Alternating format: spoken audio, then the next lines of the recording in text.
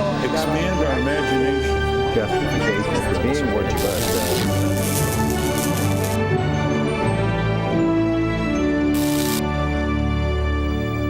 And welcome to Washington Unplugged. I'm Bill Plante.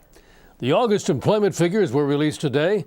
The unemployment rate rose from 9.5% to 9.6%, but 67,000 new jobs were created in the private sector, and the president and his people spin this as good news because August marked the 8th month of job growth, as opposed to where we were last year, losing thousands or hundreds of thousands of jobs each month.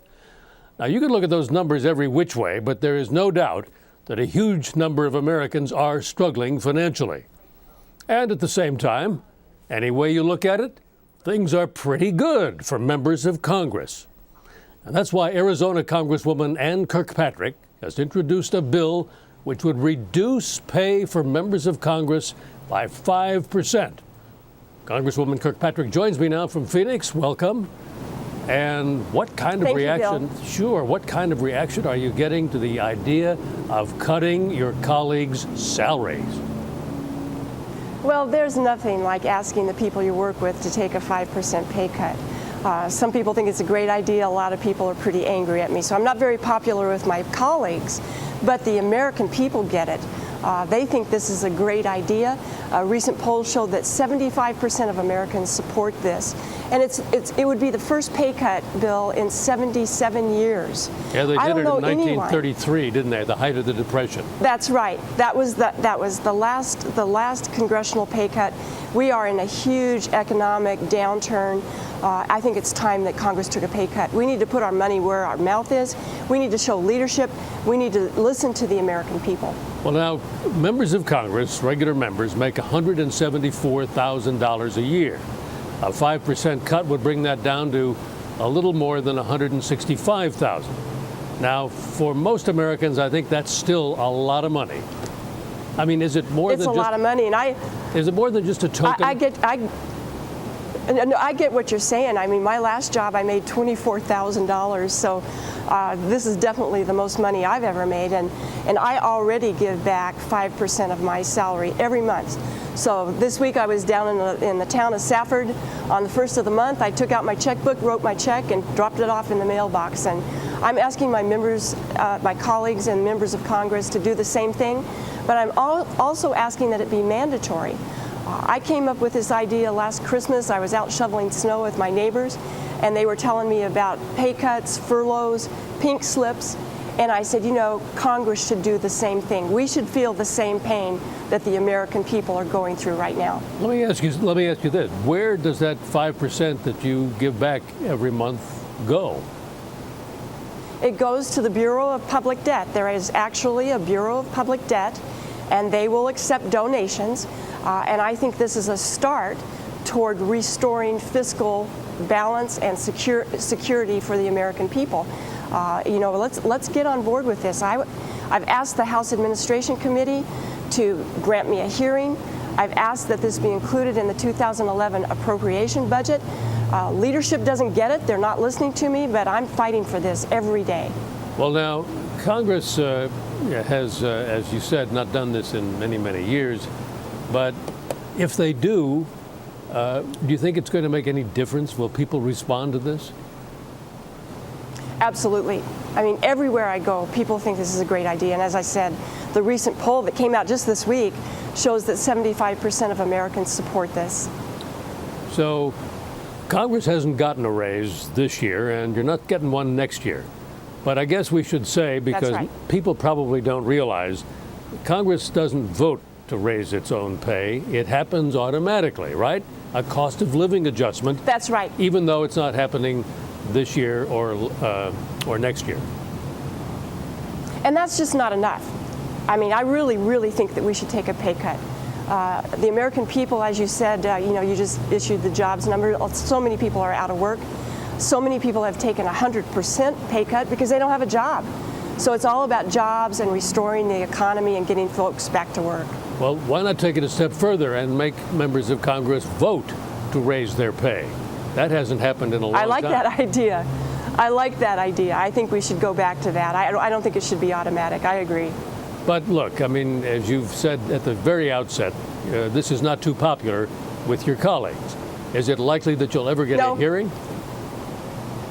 You know, I think that the poll this week will be heard. I mean, I really want Congress to listen to the American people, what they're saying, and listen. You know, they're saying, hey, times are tough.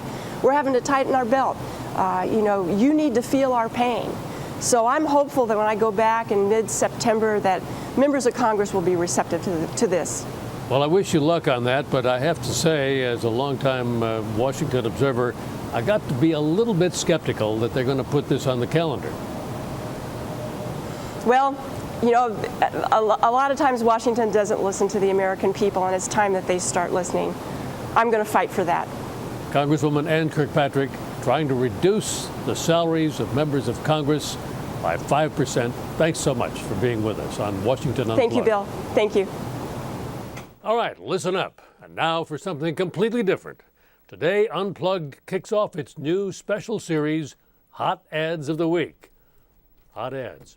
Senior political producers Rob Hendin and Jill Jackson are going to join us each week to break down the good, the bad, and the downright ridiculous campaign ads that are going to be coming to you for the midterm elections. They'll be all over television very soon. You will find it hard to avoid them.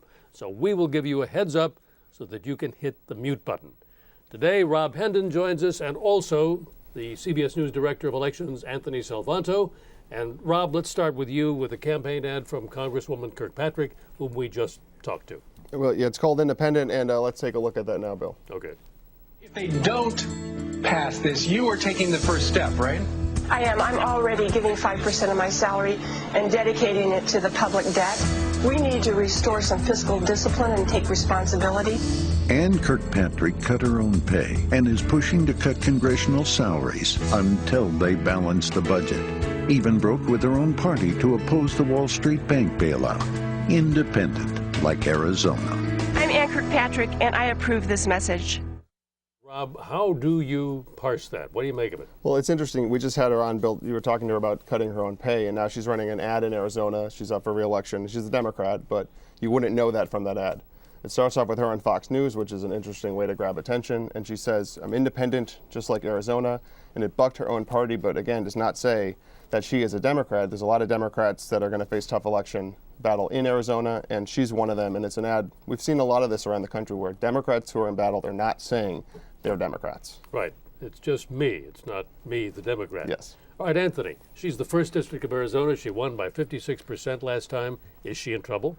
Maybe. You know, there's a lot of districts that the Democrats picked up in 2006 and 2008 when they made big gains in the House that tend to be a little more moderate, tend to be somewhat conservative, especially in a midterm election when the electorate does tend to get a little more moderate, a little more conservative.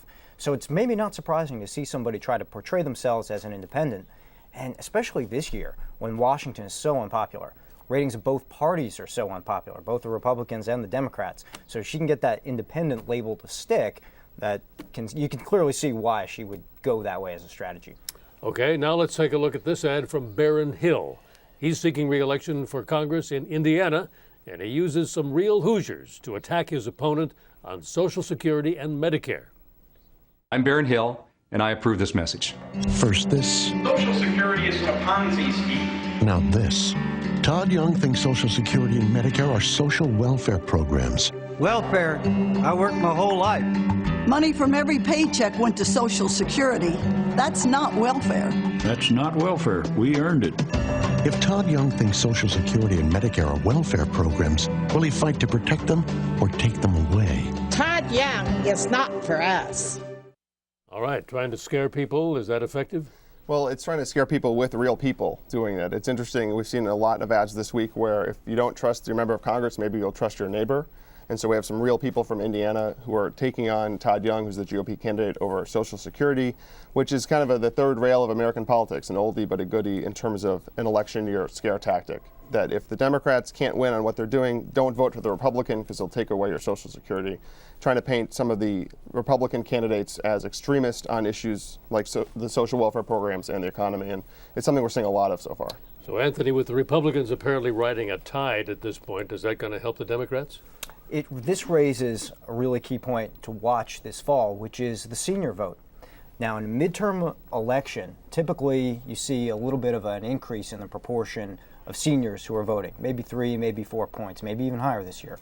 And seniors weren't terribly thrilled with the healthcare reform law when we polled on it throughout its passage. So here you see maybe going after the senior vote, trying to keep them in play. If you're a Democrat, certainly trying to win back maybe some of them. And particularly if you've got an opponent who is sort of on the Tea Party side of the Republican Party. Mm-hmm. And that's certainly going to be one of the dynamics as well. This idea of being too extreme or out of the mainstream. You often see that in campaigns, and I'm not surprised to see some Democrats trying to paint some of the Tea Party and some of the Republicans in that light, just as oftentimes Republicans try to paint some Democrats as too liberal, out of the mainstream. All right, the final ad comes from the Club for Growth. That's a fiscally conservative political action committee, and they are taking on the Senate race in Pennsylvania, going after the Democrat candidate Joe Sestak.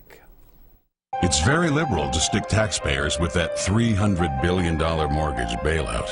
It's very liberal to vote for a massive energy tax that could kill jobs here. And it's very liberal to say that the $787 billion Obama-Pelosi stimulus plan should have spent even more. That's Joe Sestak's record. Very liberal. We can't afford Joe Sestak's liberal schemes in the Senate. Club for Growth Action is responsible for the content of this advertising.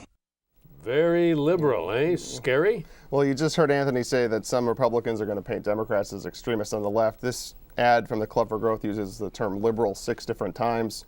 It's interesting because Sestak's opponent is a guy named Pat Toomey, who was the president of the Club for Growth when he was here in Washington.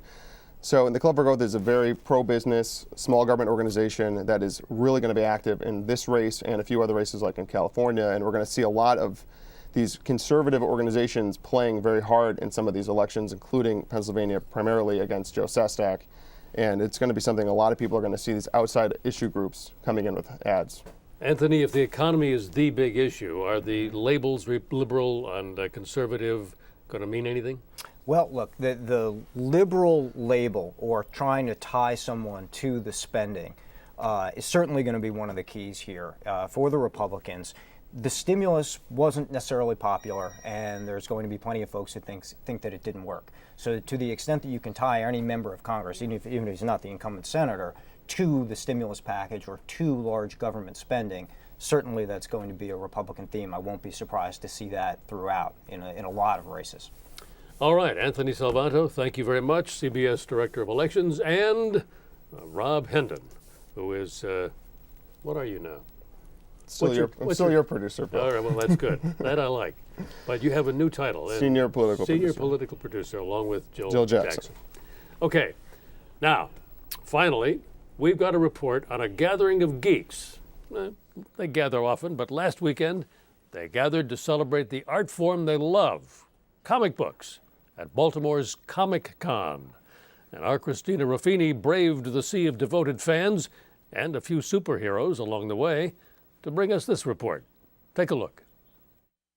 They came from all over. Gotham City. Hello, citizens of Baltimore.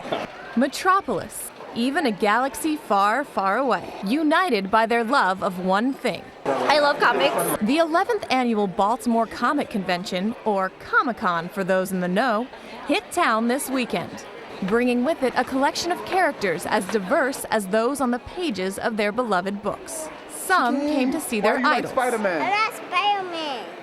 Others to be the idol. As a employee of the Department of Defense, I work in a little cubicle, and I'm just one of many people in a cubicle. Here at Comic-Con, I'm an icon.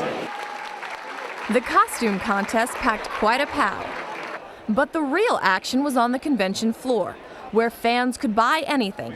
T-shirts, glasses, artwork, action figures, and of course, comics, and more comics. They may not hold the same popularity they did at their height in the 1940s and 50s, but comic books are still big business, pulling in more than $400 million in the U.S. last year alone. And the comic book industry is not just for the boys. I just couldn't resist.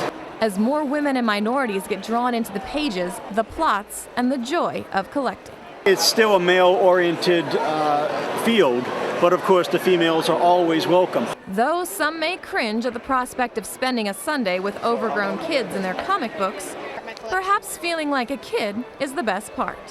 For CBS News, I'm Christina Ruffini in Baltimore. All right, Christina, thanks very much, and thank you for watching Washington Unplugged. Join us every day here on CBSNews.com. I'm Bill Plante. Have a great holiday.